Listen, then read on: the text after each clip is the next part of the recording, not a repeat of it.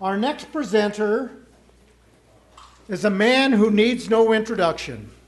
Thank you. No, I'm just kidding. Doug Bamforth, born in New Jersey, went to graduate school in Santa Barbara, taught at the University of Nebraska. Go Huskers. Oh, sorry.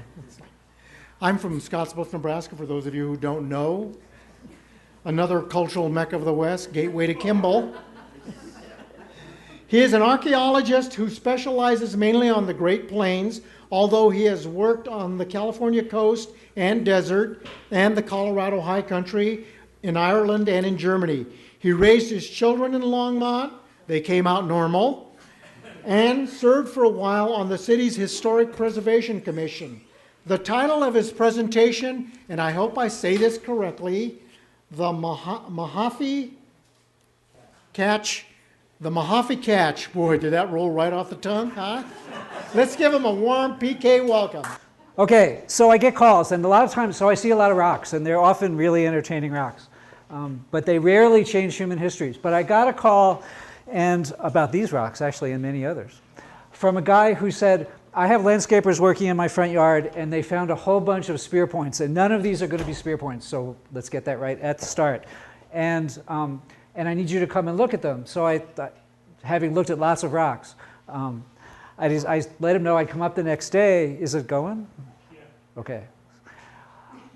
And so I wandered up. Usually I actually work in western Nebraska, up by Chadron most summers. So there's my office. I had to go all the way to 6th Street to get to Pat. It's the easiest trip to the field I've ever done. So Pat had landscapers working in his front yard, and they were doing this amazing landscaping job, and they were working right in this area. So this is right there's 6th Street. There's a car parked on 6th Street. There's Pat's neighbor's fence. And right in here, they were digging a koi pond. You'll see it in, I don't know, 10 seconds or so. And they found stuff. They heard this funny noise under the shovel, and they reached into the dirt, and they pulled out a collection of artifacts. This is what it looks like now. That was right there. So they were digging. Yeah, it's really nice. Pat has some serious money.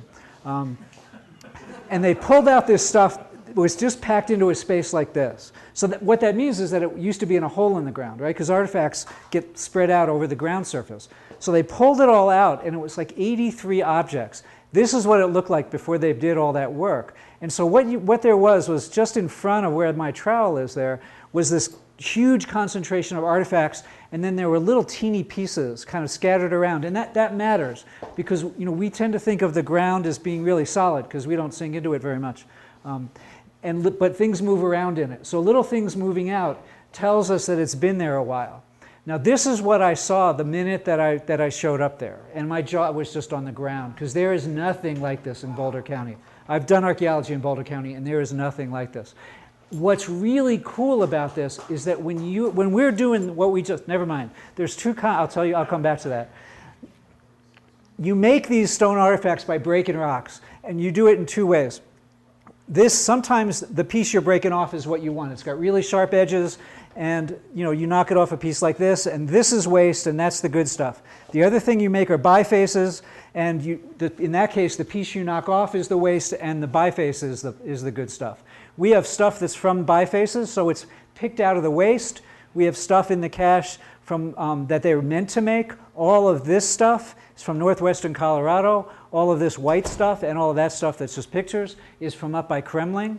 We have lots of bifaces, and they are gorgeous, most of them. These are from the Kremling source. These are from, they're called tiger chert. They're from out of northwestern Colorado.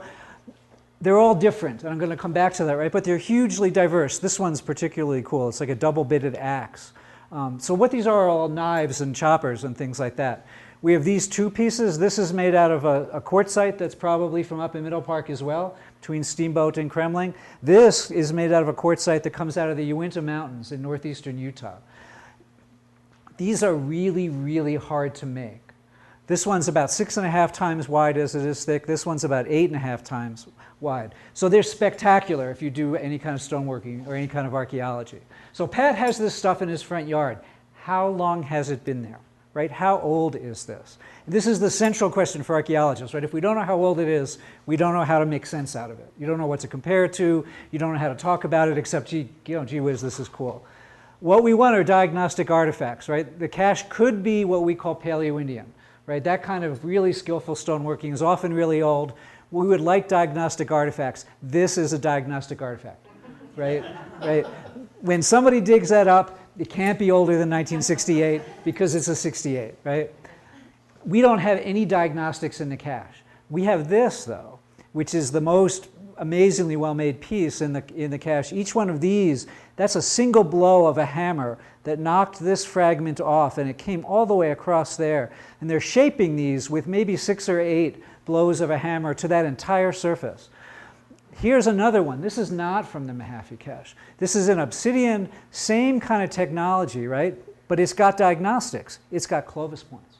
Clovis points are 13,000 years old or older. So we know that this one is at least as old as the points that came out with it, so it's like 13,000 years old. That's the one from the Feng cache. That's the one from the Mahaffey cache. They're exactly the same artifact. Remember the diversity of all those bifaces I showed you? They're all different. These two are the same. I mean, you can lay this down on that and almost trace it. But they're from completely different materials, and they were found in these really different areas. The Feng cache came out about 100 years ago, somewhere in here. Mahaffey cache came out in Boulder. But the rock that that biface is made out of came out right here, and the rock that that Feng cache biface is made out of, right? So they could have been made by the same person. I'm not saying that they were, because I can't prove it. But, so they might be 13,000 years old. But Pat was willing to pay for things. So I asked him if he would do like a fairly expensive thing that I never get to do, and he said, sure. And it's called crossover immunoelectrophoresis, which is a way of looking at protein residues on artifacts. It's developed by the police. It's a forensic technique. So looking at the protein, they identified 4 tools with protein on them. One of them had sheep protein, one of them had bear protein, that big one. One of them had horse protein, and one of them had camel protein. Now this is a tad odd, right? I mean, this is, the guy that did this work said, like, are you sitting down? Let me tell you what we got. Sheep and bear have been in Colorado just as long as people have been here, right? Horses and camels, though, we've got 2 options. They're here today, right? These are camels. Alpacas and llamas are camels. Or, so it's 20th century, or it's late Ice Age. Because there's extinct ones. I say it's late Ice Age, that it's been in Pat's front yard for 13,000 years. And what that means is that 13,000 years ago, right, this is a cache. When you look at it all together, that's what people did when they put that stuff in the hole, right? So I think they walked from here out to, from the Uintas over to Boulder.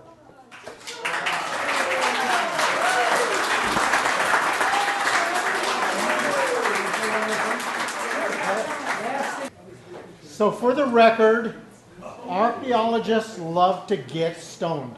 Okay? It's now legal. No, that is amazing though, because I think back to when I was a kid, growing up in western Nebraska, we used to go to the Wildcat Hills or the Scottsbluff Monument and have BB gun fights. Safe activity, safe. But we would find like arrowheads. We would see like, seashells embedded in the rock. Never thought anything about it. And now I think to myself, you know what? If I would have saved some of that stuff, I would today hire one of you people to drive my car. But it didn't happen.